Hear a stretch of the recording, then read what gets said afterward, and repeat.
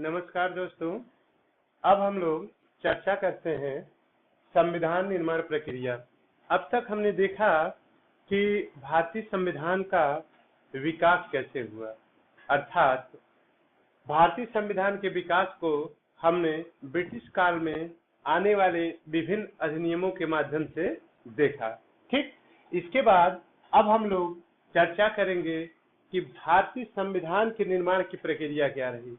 तो भारतीय संविधान के निर्माण की प्रक्रिया से पूर्व थोड़ा सा हम लोग संविधान सभा या संविधान निर्माण की मांग के इतिहास को जानने का प्रयास करते हैं। सबसे पहले जो संविधान की मांग की गई या भारतीयों द्वारा संविधान निर्माण किया जाना चाहिए, उसकी मांग 1922 में गांधी जी ने किया। गांधी जी ने कहा कि भारतीयों द्वारा भारत के लिए एक संविधान का निर्माण किया जाना चाहिए। इसके बाद 1934 में स्वराज दल ने संविधान निर्माण या संविधान सभा की मांग की। ठीक, उसके बाद एक प्रस्ताव आता है जिस प्रस्ताव को कहते हैं अगस्त प्रस्ताव 1940। अगस्त प्रस्ताव 1940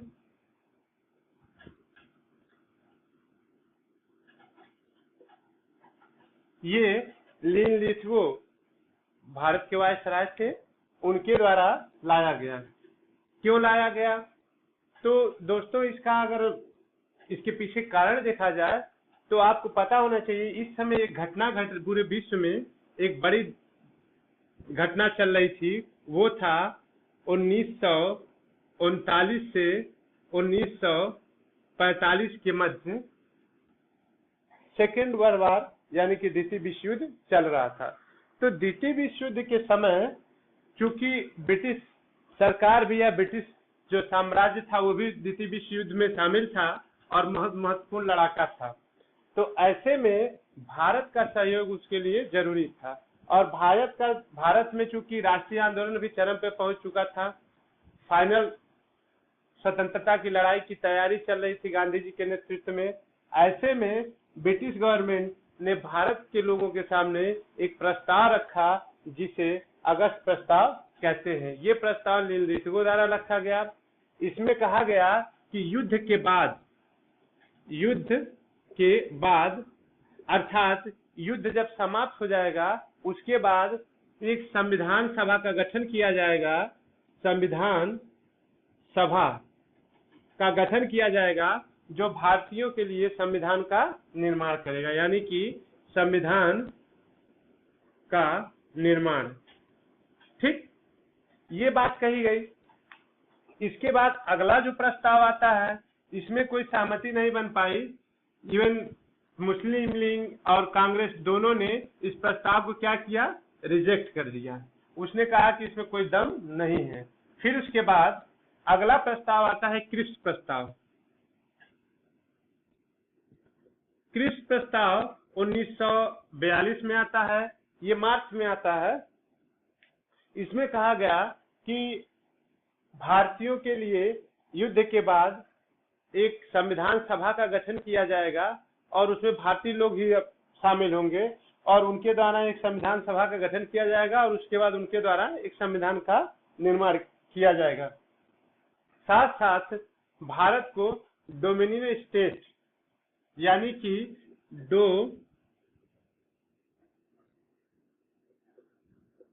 डोमिनियन स्टेट का दर्जा दिया जाएगा।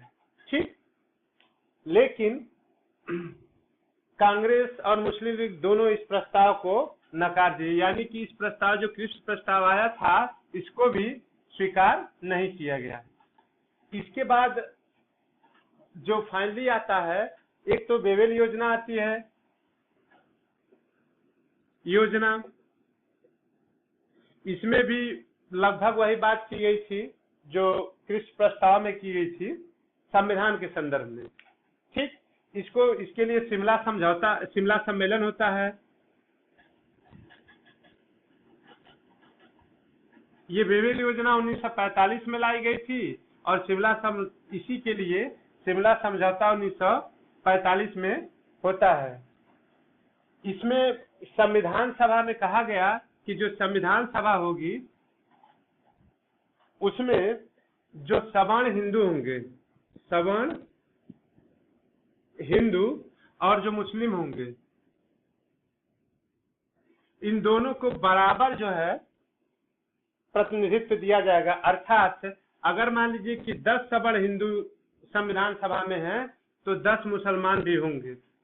इसको कांग्रेस ने इस आधार पर रिजेक्ट कर दिया कि ये पूरी तरह गलत था। एक पूरे समाज को जो बांटो और राज करो की नीति लंबे समय से ब्रिटिश गवर्नमेंट चल रही थी, अब जो है वो हिंदुओं को ही विभाजित करने के चक्कर में पड़ गई थी। तो और मुस्लिम लीग ने इसलिए इसे अस्वीकार कर दिया क्योंकि पाकिस्तान की जो मांग उसकी थी उसको स्वीकार नहीं किया गया था। ठीक, तो इस आधार पर यह भी प्रस्ताव पूरी तरह क्या हो गया, रद्द हो गया। फाइनली 1946 में कैबिनेट मिशन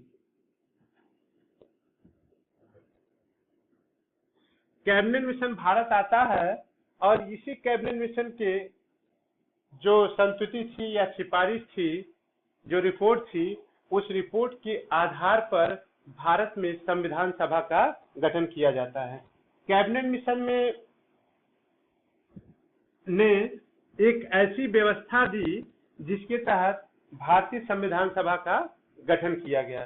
तो अगर प्रश्न में ये पूछता है कि भारतीय संविधान सभा का गठन किस रिपोर्ट या किस प्रस्ताव या किस मिशन के आधार पर किया गया, तो वो कैबिनेट मिशन 1946 में लाया गया। ठीक दोस्तों,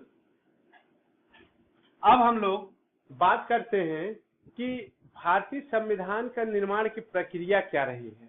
ठीक, तो भारतीय संविधान के निर्माण की प्रक्रिया, सबसे पहले हम जानते हैं कि संविधान सभा का गठन कैसे हुआ, फिर उसके बाद संविधान सभा की बैठकें कैसे हुई, संविधान निर्माण के लिए संविधान सभा द्वारा जो समितियां गठित की गई वो कौन कौन समितियां महत्वपूर्ण थी, उसके कौन सदस्य थे, और उन समितियों ने जो अपनी अपनी रिपोर्ट दी उसके आधार पर जो संविधान का प्रारूप कैसे तैयार हुआ और फाइनली संविधान का निर्माण कैसे हुआ, कब उसको संविधान सभा ने स्वीकार किया और कब संविधान पूरी तरह लागू हुआ। ये हमारे संविधान के निर्माण की पूरी प्रक्रिया है। आइए शुरू करते हैं कैबिनेट मिशन के आधार पर संविधान सभा का गठन।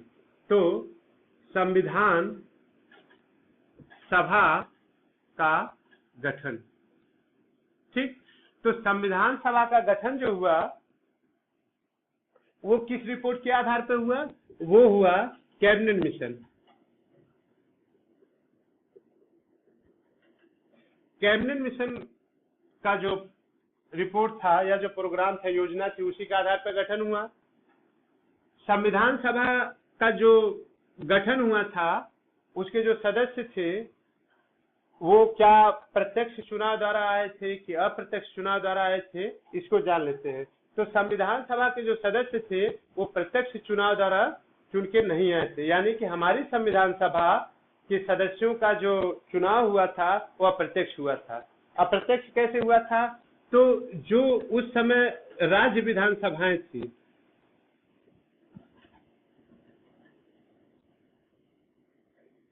ये राज्य विधानसभाएं उस समय थी, इनका चुनाव 1945 में हुआ था। ठीक, ये जो उस समय राज्य विधानसभाएं थी इनका चुनाव कब हुआ था, 1945 में। इन्हीं राज्य विधानसभाओं के जो सदस्य थे, इन्हीं सदस्यों द्वारा संविधान सभा के सदस्यों का चुनाव हुआ था। संविधान सभा के सदस्यों का चुनाव हुआ। ठीक, अब जान लेते हैं कि इन सदस्यों में कौन कौन थे। तो कितने सदस्य थे, तो संविधान सभा में जब शुरुआत में संविधान सभा बनी तो इसमें 389 सदस्य थे। ठीक, 389 सदस्य थे। लेकिन जब पाकिस्तान और भारत, मतलब जो पाकिस्तान का जो मुस्लिम लीग था वो संविधान सभा से जब अलग हो गया, तो या पाकिस्तान की और भारत जब दो राष्ट्र बन गए तो उसके बाद संविधान सभा का पुनर्गठन किया गया। उस पुनर्गठन के बाद संविधान सभा में कुल 299 सदस्य थे।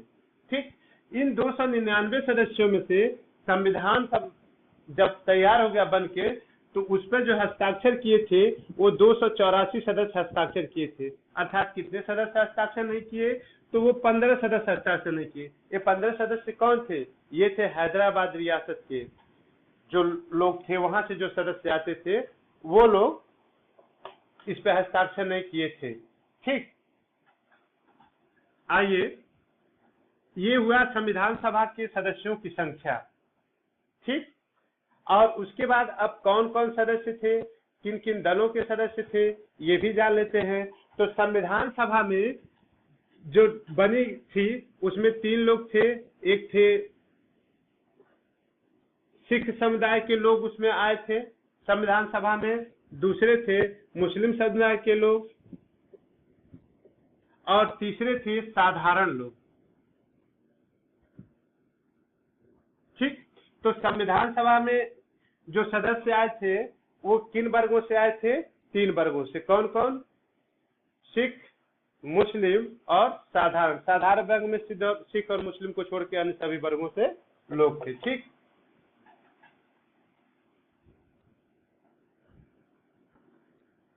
उसके बाद अब हम लोग बात करेंगे कि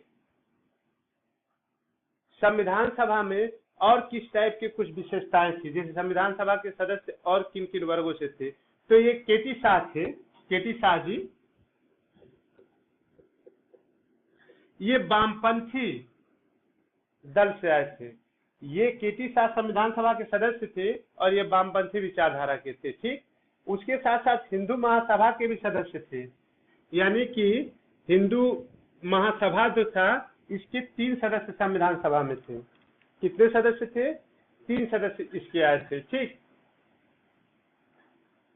जो 155 सदस्य संविधान सभा में विभिन्न विधानसभाओं से, जो विभिन्न विधानसभाएं थी उनसे चुन के आए थे।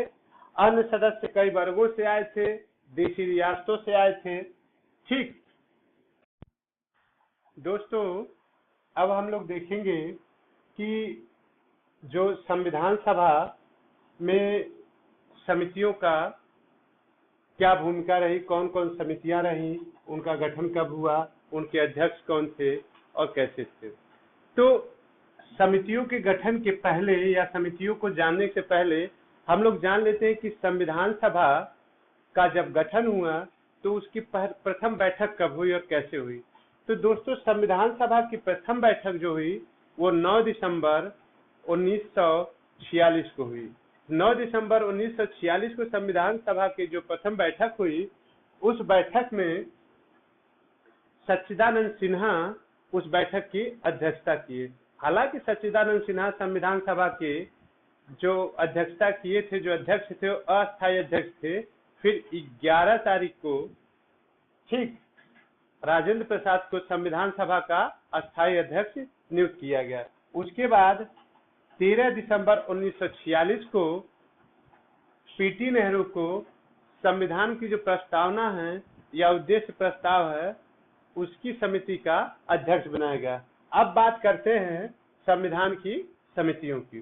तो दोस्तों, ये संविधान सभा जो गठित की गई थी उसमें कुल जो अलग अलग संविधान के अलग चीजों का बनाने, उसको अलग अलग सेट तैयार करने, उसके लिए अलग अलग रिपोर्ट तैयार करने के लिए अनेक समितियां गठित की गई थी। उन समितियों की कुल संख्या थी 13।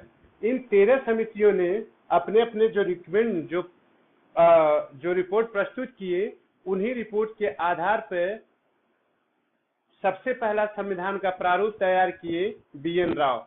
BN राव ने संविधान का सबसे पहले प्रारूप तैयार किया।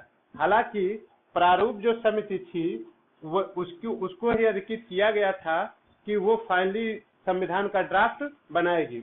आइए जानते हैं संविधान सभा की समितियों के बारे में। तो संविधान सभा की समितियों में जो 13 समिति थी उसमें सबसे महत्वपूर्ण समिति थी वो थी प्रारूप समिति। इसको ड्राफ्टिंग कमेटी भी कहते हैं। और ड्राफ्टिंग कमेटी में कुल 7 मेंबर थे। उन 7 में से एक थे डॉक्टर भीमराव अम्बेडकर, जिनको इस समिति का अध्यक्ष नियुक्त किया गया था। ठीक, उसके बाद दूसरी कमेटी थी मूल अधिकार एवं अल्पसंख्यक समिति। तो मूल अधिकार समिति पूछे या अल्पसंख्यक समिति पूछे तो इसके अध्यक्ष थे सरदार वल्लभ भाई पटेल। ठीक, उसके बाद तीसरी जो समिति थी इसको संघ संविधान समिति कहते हैं। तो संघ संविधान समिति के जो अध्यक्ष थे वो पंडित जवाहरलाल नेहरू थे। उसके बाद अगली समिति है वो झंडा समिति थी। झंडा समिति के जो अध्यक्ष थे वो थे जेबी कृपलानी। ठीक, उसके बाद पांचवी जो समिति है वो था प्रांतीय संविधान समिति। प्रांतीय संविधान समिति के अध्यक्ष कौन थे? सरदार वल्लभ भाई पटेल। इसी प्रांतीय संविधान समिति के अध्यक्ष थे और साथ साथ सरदार वल्लभ भाई पटेल के नाम से एक और उपलब्धि जुड़ी हुई है, वो है भारत के एकीकरण में सरदार वल्लभ भाई पटेल ने महत्वपूर्ण भूमिका निभाई थी। कैसे निभाई थी? तो जो 552 रियासतें थी उन रियासतों को भारतीय संघ में शामिल करने में महत्वपूर्ण भूमिका सरदार वल्लभ भाई पटेल की थी। इसके बाद अगला है संघ शक्ति समिति। तो संघ शक्ति समिति का जो गठन जो अध्यक्ष थे वो थे जवाहरलाल नेहरू। और उसके बाद वार्ता समिति के तो डॉक्टर राजेंद्र प्रसाद। देखते हैं तो जो सरदार पटेल थे ये मूल अधिकार अल्पसंख्यक समिति और साथ साथ जो है प्रांतीय संविधान समिति के अध्यक्ष थे। और जो पंडित जवाहरलाल नेहरू हैं वो संघ संविधान समिति और संघ शक्ति समिति के अध्यक्ष थे। ये महत्वपूर्ण समितियां थी जिन्होंने संविधान निर्माण में महत्वपूर्ण योगदान दिया है। इसके बाद आइए कुछ और फैक्ट जानते हैं, क्योंकि ये तथ्य हैं इनको थोड़ा सा अच्छे से समझ लिया जाएगा, सुन लिया जाएगा, जान लिया जाएगा तो ये दिमाग में सेट हो जाते हैं, लेकिन थोड़ा सा इस पर श्रम करने की जरूरत होती है। कुछ और महत्वपूर्ण फैक्ट जानते हैं तो संविधान सभा में कुछ प्रमुख महिलाएं, संविधान सभा में जो महिलाएं शामिल थी उसमें से एक महिला थी कादम्बिनी गांगुली।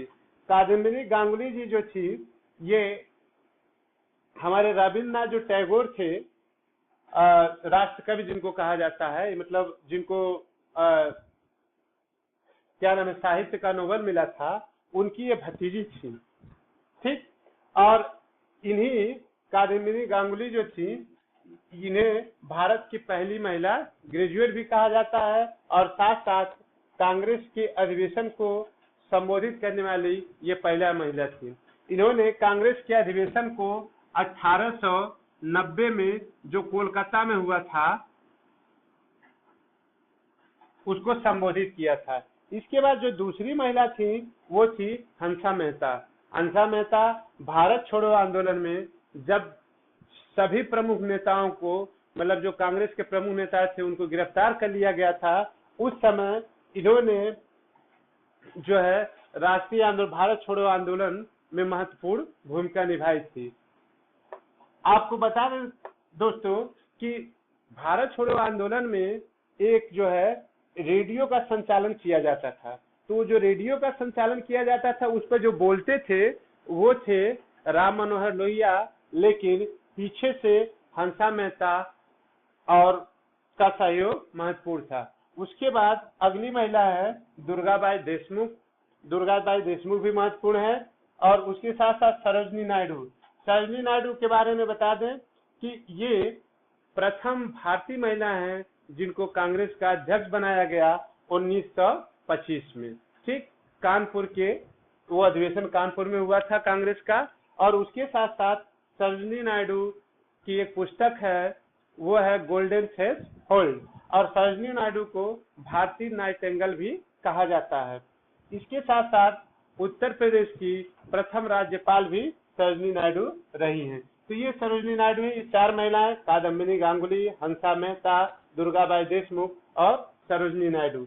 बात करते हैं संविधान के स्रोत की, क्योंकि भारतीय संविधान के बारे में एक टिप्पणी की जाती है कि भारतीय संविधान जो है ये क्या नाम है भीख का एक थैला है। मतलब ये कई देशों के संविधान से कई चीजें, उनके संविधान से कुछ चीजें, कुछ किसी देश के संविधान से, कुछ किसी देश के संविधान से लेके और इकट्ठा करके एक संविधान का निर्माण किया गया है। हालांकि ये पूरी तरह जो है एक तरफा व्याख्या है। भारतीय संविधान का जो निर्माण हुआ है वो भारतीय परिस्थितियों के अनुसार हुआ है।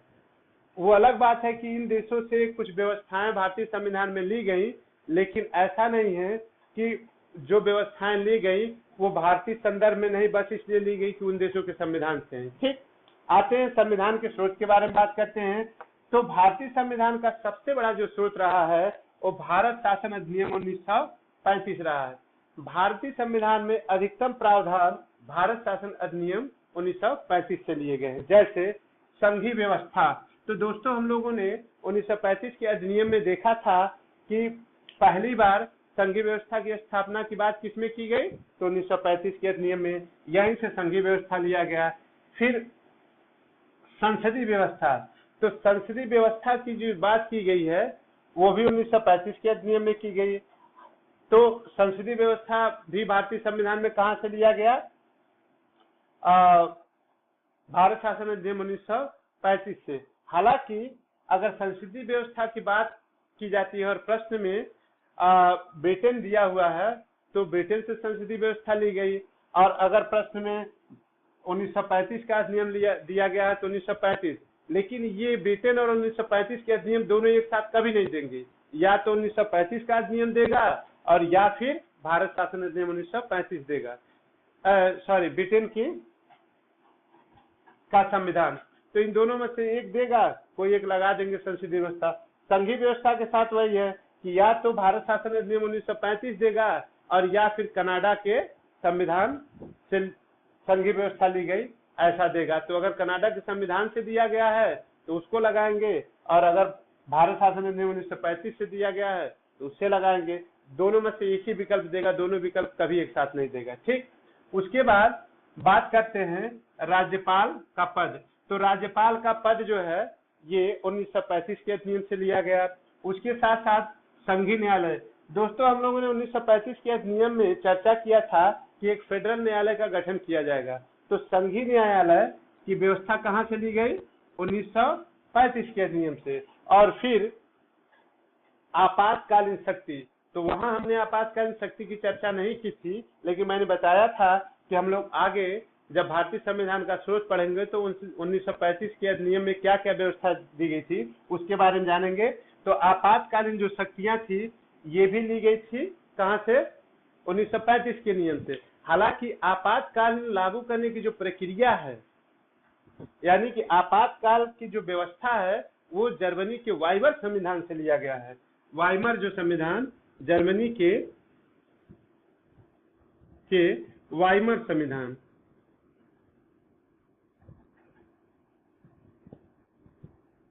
ठीक। इसके बाद ये प्रमुख चीजें थी।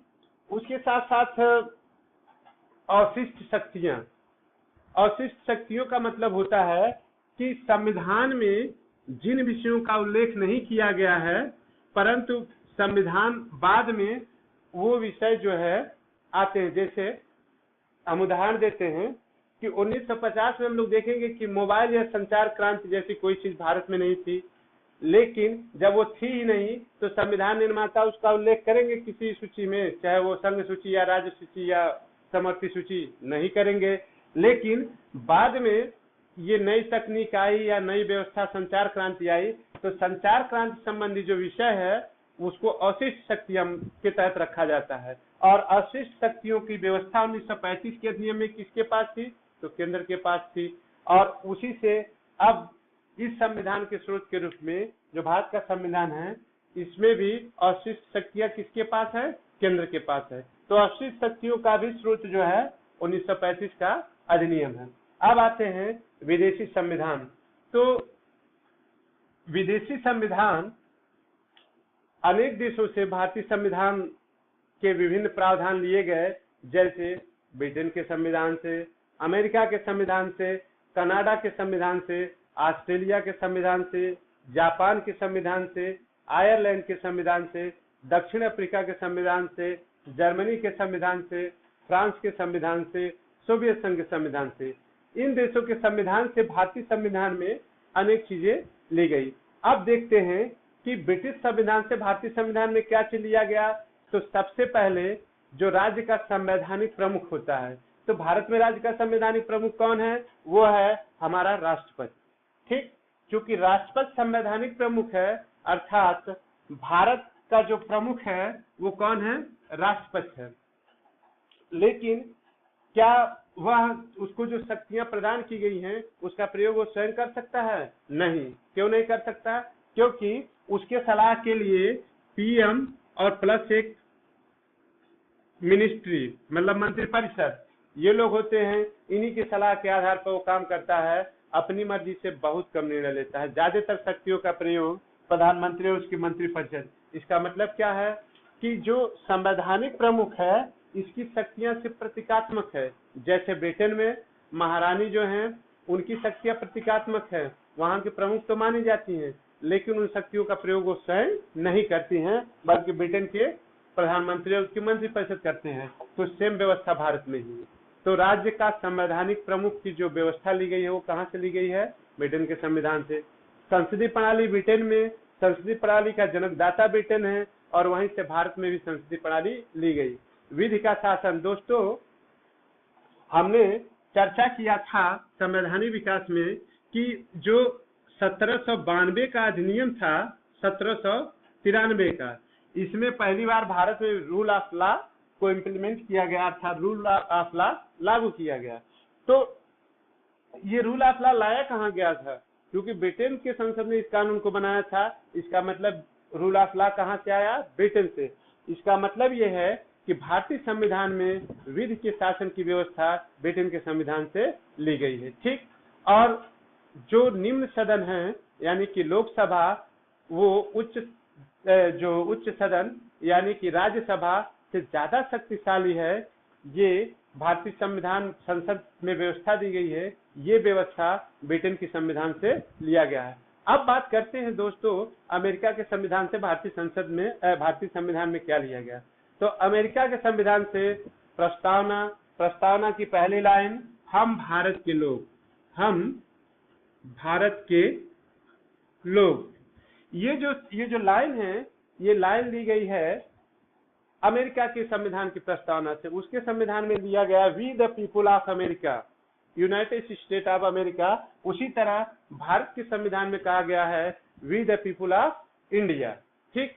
उसके बाद संघवाद का जो ढांचा है भारतीय संविधान में, वो संघात्मक व्यवस्था नहीं, संघवाद का जो ढांचा है वो लिया गया है अमेरिका के संविधान से। जो नागरिकों को या गैर नागरिकों को मौलिक अधिकार प्रदान किए गए हैं ये अमेरिका के संविधान से लिए गए हैं। उपराष्ट्रपति के जो कार्य हैं, ठीक, वो कहाँ से लिए गए हैं? वो अमेरिका के संविधान से लिए गए हैं। न्यायपालिका का जो पुनर्लोकन शक्तियां हैं, ठीक, वो अमेरिका के संविधान से लिए गए हैं। और विधि का समान संरक्षण, अनुच्छेद जो 14 है भारतीय संविधान में, अनुच्छेद जो 14 है इसके दो खंड हैं, विधि के समक्ष समता और दूसरा संरक्षण, विधि के समक्ष संरक्षण। ठीक। तो ये जो संरक्षण वाला पार्ट है दोस्तों, ये अमेरिका के संविधान से लिया गया है। ठीक। इसके बाद बात करते हैं ऑस्ट्रेलिया के संविधान से क्या लिया गया। तो ऑस्ट्रेलिया के संविधान से दोस्तों समवर्ती जो सूची थी वो ऑस्ट्रेलिया के संविधान से लिया गया। हालांकि 1935 के अधिनियम में त्रिसूची व्यवस्था थी, लेकिन जो समवर्ती सूची की स्थिति है वो ऑस्ट्रेलिया के संविधान से लिया गया। इसके साथ साथ केंद्र और राज्यों की दशा में समाधान की प्रक्रिया, प्रस्तावना की भाषा, ये सब ऑस्ट्रेलिया के संविधान से लिया गया। कनाडा के संविधान से दोस्तों क्या लिया गया है, इसको भी जान लेते हैं। तो कनाडा के संविधान से शक्तिशाली संघ के गठन की बात की गई है। जैसे अमेरिका में जो संघ है वो संघ उतना शक्तिशाली नहीं है जितना उसके राज्य है, ये काफी शक्तिशाली है। लेकिन आप जब देखेंगे कि कनाडा का संविधान, तो कनाडा के संविधान में संघ शक्तिशाली है और राज्य क्या है, थोड़ा कमजोर है। तो यहाँ भी संघ शक्तिशाली है। आपको पता होना चाहिए संघ सरकार के पास बहुत सारे संसाधन हैं, संघ सरकार की शक्तियां बहुत ज्यादा हैं। संघ सरकार चाहे तो राज्य सरकार को बर्खास्त कर सकती है और तमाम तरह के आदेश और निर्देश संघ सरकार राज्य सरकार को देती है और जिसको मानना राज्य सरकार के लिए अनिवार्य है। ठीक। तो संघ की शक्तिशाली बनाने का जो व्यवस्था है वो कहाँ से लिया गया है, कनाडा के संविधान से। इसके साथ साथ अवशिष्ट शक्तियां अवशिष्ट शक्तियां दो जगह से, एक उल्लेख किया 1935 के अधिनियम से और दूसरा जो ली गई दूसरा है वो कनाडा के संविधान से। दोनों में से एक ही पूछेगा, या तो 1935 का अधिनियम विकल्प में देगा और या फिर कनाडा का संविधान देगा। अगर कनाडा का संविधान देगा तो उसको लगाइएगा और 1935 का अधिनियम देगा तो उसको लगाइएगा। ठीक, आते हैं आपातकाल उपबंध की बात। तो वो पहले भी बता दिया जा चुका है कि 1935 के अधिनियम से आपातकाल को कैसे लागू किया जाएगा ये लिया गया, और उसका आपातकाल की जो उपबंध है वो बाइवर संविधान कहाँ से लिया गया? जर्मनी से। ठीक, जापान से क्या लिया गया? तो जापान से लिया गया विधि का स्थापित प्रक्रिया, विधि की स्थापित प्रक्रिया, विधि द्वारा स्थापित प्रक्रिया।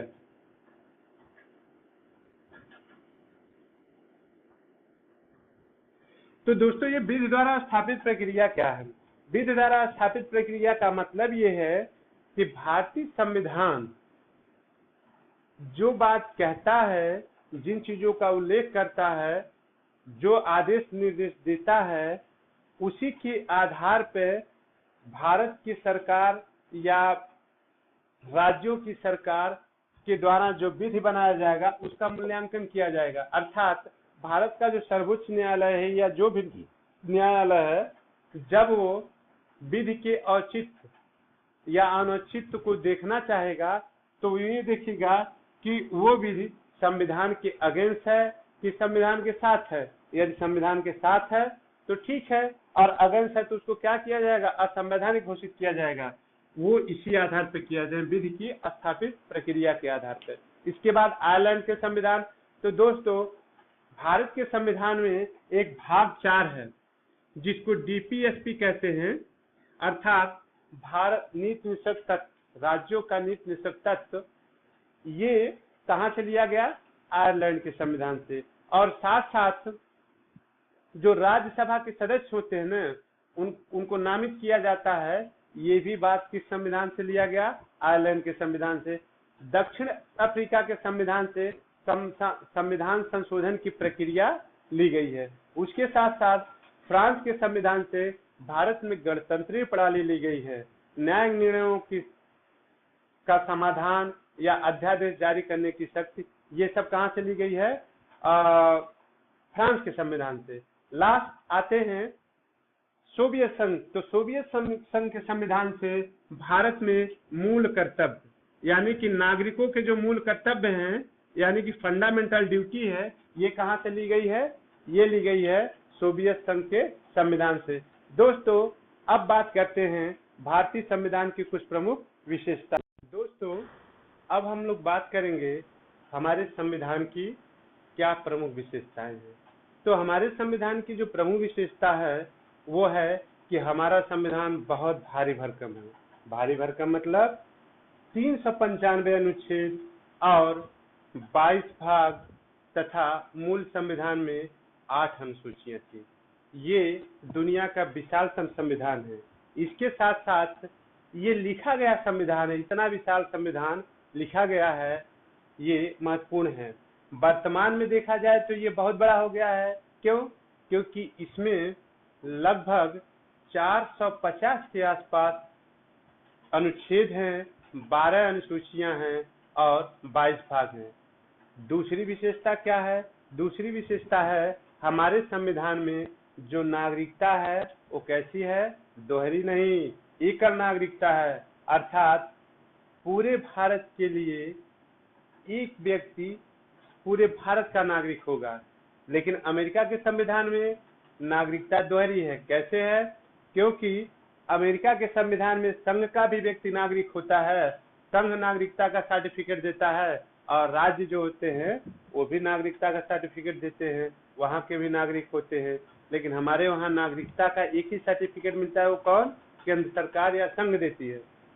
हालांकि अधिवास प्रमाण पत्र तो बनता है राज्यों द्वारा, लेकिन वो नागरिकता नहीं होता।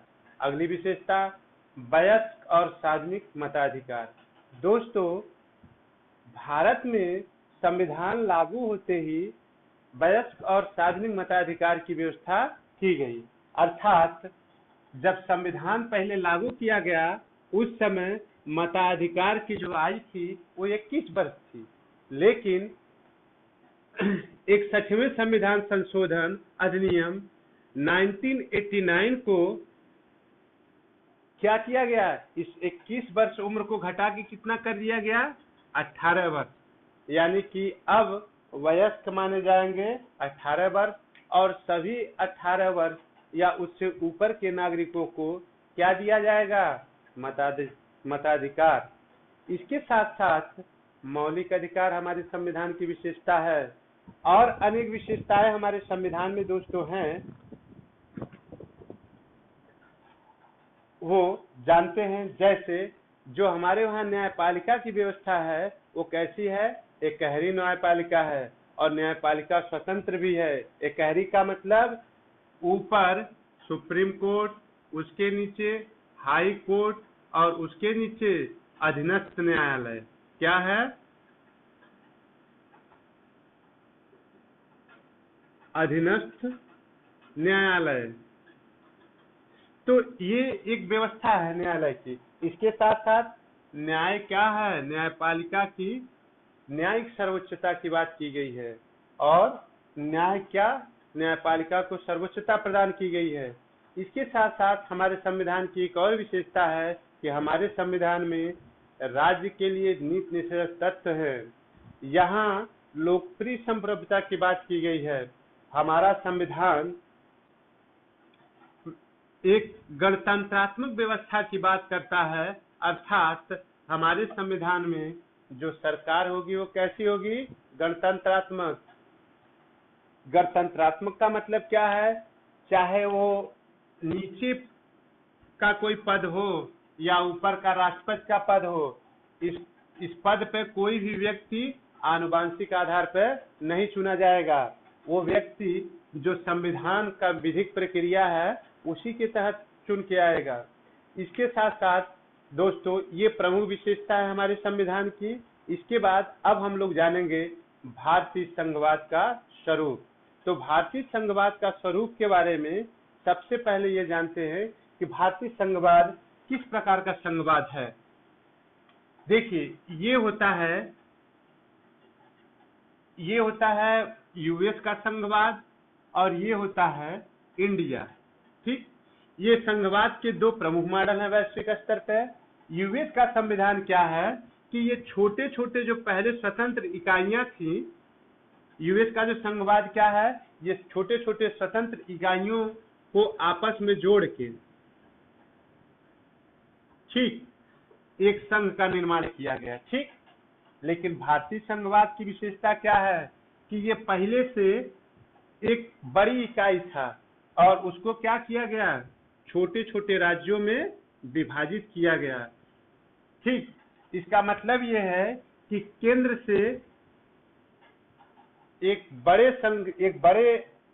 संघ से एक बड़ी इकाई को छोटे छोटे इकाइयों में बांट के जब संघवाद की व्यवस्था की जाती है तो ये भारतीय संघवाद है। और जब कई छोटे छोटे इकाइयों को जोड़ के एक संघ का निर्माण किया जाता है तो ऐसा संघ क्या कहलाता है, अमेरिकी संघ। ठीक, इसीलिए भारतीय संघवाद को यूनियन ऑफ स्टेट नाम दिया गया है, यानी कि ये राज्यों का संघ है लेकिन राज्य इससे अलग नहीं हो सकते, राज्य इससे स्वतंत्र नहीं है। बहुत ज्यादा राज्य को कुछ विषयों पर कानून बनाने, उन्हें लागू करने की भले स्वतंत्रता है लेकिन उन्हें भारतीय संघ से अलग होने की कोई स्वतंत्रता नहीं है। ठीक, उसके साथ साथ केंद्र इतना शक्तिशाली है कि वो राज्यों के नाम सीमा क्षेत्र में परिवर्तन कर सकता है। वो चाहे तो बाहर के किसी हिस्से को, जो भारतीय संप्रभुता क्षेत्र में जो है, ये भारतीय संप्रभुता क्षेत्र है, इसके बाहर अगर कोई हिस्सा है तो उसको भारतीय संघ में शामिल कर सकता है। या फिर अगर अंतरराष्ट्रीय कोई मांग है, कोई जरूरत है, तो भारत के कुछ हिस्से को किसी दूसरे देश को दे सकता है। जैसे वर्तमान में भारत बांग्लादेश के भी जो समझौता हुआ है उसमें से भारत ने क्या किया, अपने 111 जो है इनक्लेवों को किसको दे दिया? बांग्लादेश को। तो ये भारतीय संघवाद की विशेषता है और भारतीय संघवाद का स्वरूप ऐसा ही है। ठीक, भारतीय संघवाद में 3 सूची व्यवस्था है, संघ सूची, राज्य सूची और समवर्ती सूची। संघ सूची पे एकाधिकार है संघ को कानून बनाने का, राज्य सूची पे राज्य को और समवर्ती सूची पे दोनों। हालांकि राज्य सूची पे कानून बनाने का संघ को कुछ जगह व्यवस्था दी गई है, जैसे अनुच्छेद 249 का प्रयोग करके अगर राज्यसभा 2/3 उपस्थित मतदान के 2/3 बहुमत से राज्य सूची के विषय पर कानून बनाने का संसद को अधिकार देती है, तो राज्य सूची के विषय पर भी संसद कानून बना सकती है। और समवर्ती जो सूची है, समवर्ती सूची में राज्य भी कानून बना सकता है और संघ भी। लेकिन अगर राज्य और संघ के कानून के बीच टकराहट होती है तो संघ का कानून क्या हो जाएगा? लागू हो जाएगा और राज्य का कानून रद्द हो जाएगा। हाँ, एक कंडीशन और है कि राज्य अगर कानून बनाता है कोई समवर्ती सूची पे, लेकिन उसने राष्ट्रपति से पूर्ण अनुमति ले ली है, तो ऐसे कंडीशन में संघ का संविधान, संघ द्वारा बनाया गया कानून क्या हो जाएगा? रद्द हो जाएगा और राज्य का कानून लागू हो जाएगा। तो दोस्तों, भारतीय संघवाद की यही विशेषताएं हैं, यही भारतीय संघवाद का स्वरूप है। बहुत बहुत धन्यवाद।